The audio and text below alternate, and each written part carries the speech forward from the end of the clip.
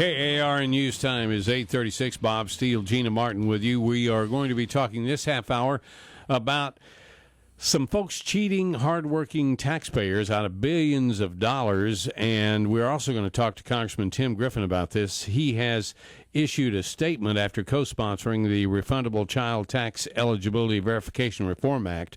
Earlier this month, a reporter in Indiana had an investigative report on a loophole in the IRS tax law, the tax code, and this loophole allowed illegal aliens or aliens to both to really kind of work around the system. This Social Security number, they use the IRS. They don't have a Social Security number, so they use the loophole of an individual taxpayer ID number.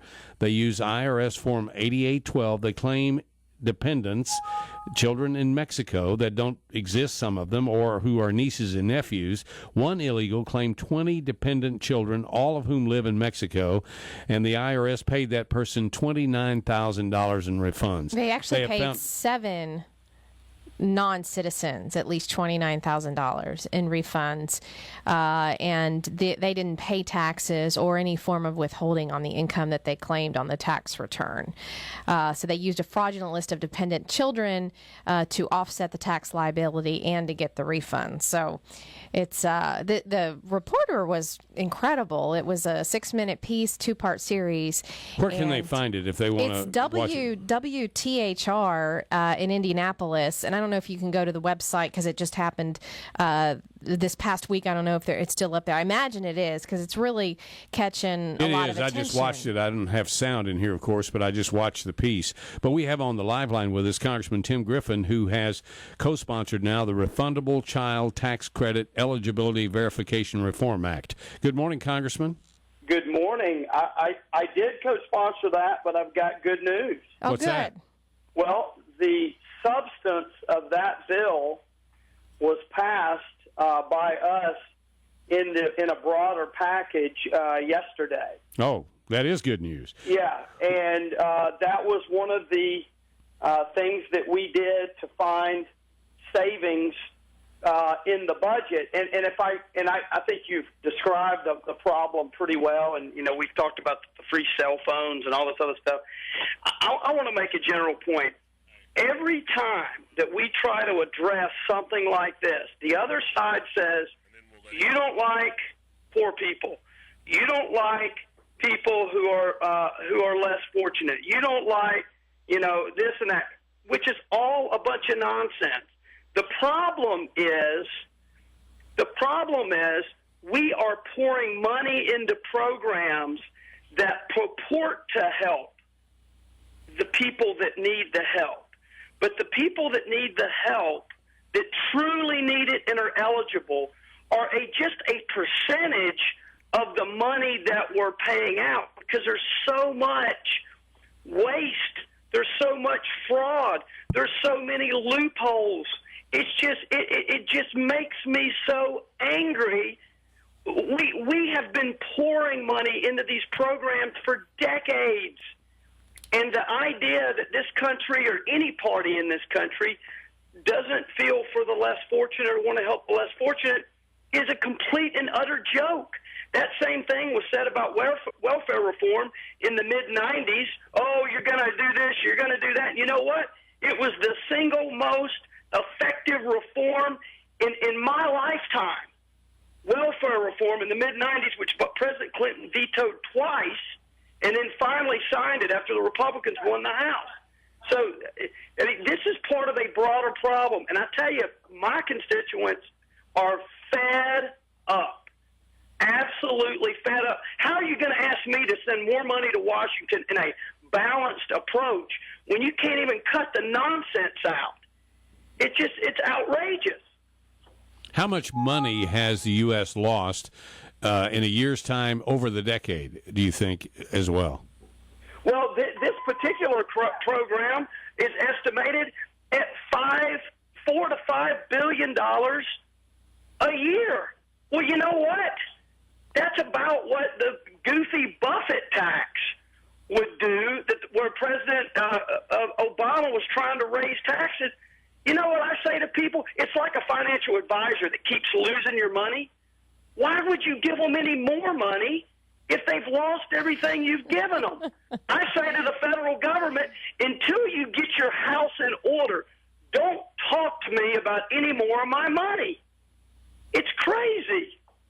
Congressman, I'm curious if you share, or what is the discussion when other congressmen and senators learn that a loophole is sending $4 to $5 billion a year in fraudulent tax returns? Do other people seem as outraged as you are, or is it just kind of swept under the rug by some folks? Well, a lot of my friends do, but I'll tell you here's what happened. Here's exactly what happened. People on the other side in particular say, led by Nancy Pelosi, they say, well, there's some problems there, but they're thinking, hey, if we go along, then our base will be mad because it'll look like we're being anti-poor. So what we're going to do is we're going to play politics. We're going to say any time Tim Griffin and those and conservatives want to cut out free cell phones because of the $1 billion in waste a year, or they want to trim this program, then what we're going to say is they're anti-poor. They're anti-less fortunate. They're that. It immediately shifts to that because that's their political narrative. If Nancy Pelosi was to stand up on the floor of the House and say, a lot of our taxpayer money is being wasted in these programs, I agree with conservatives. Well, first of all, lightning would strike, but her entire party would just freak out and would be angered. So she doesn't do that because their whole narrative is that if they want to cut the program, that means that they're bad people, which is complete and utter nonsense. The most ludicrous thing, for example, was this last week when you've got them, Pelosi and others on the floor, saying that Republican women are anti-women. It's unbelievable. It's unbelievable. It's like saying Henry Ford didn't like Fords. I mean, you talking about frustrated. I'm living frustration.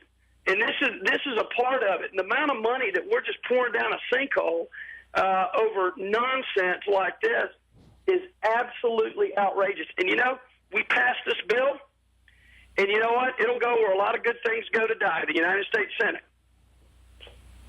So you don't think anything will happen as a result of this investigative reporter finding that $4.2 billion in refunds went to illegal aliens? Yeah, my blood pressure went up. We got a bill written, and we passed it. That's what happens in the House side. In the Senate, they're not going to bring this type of thing up because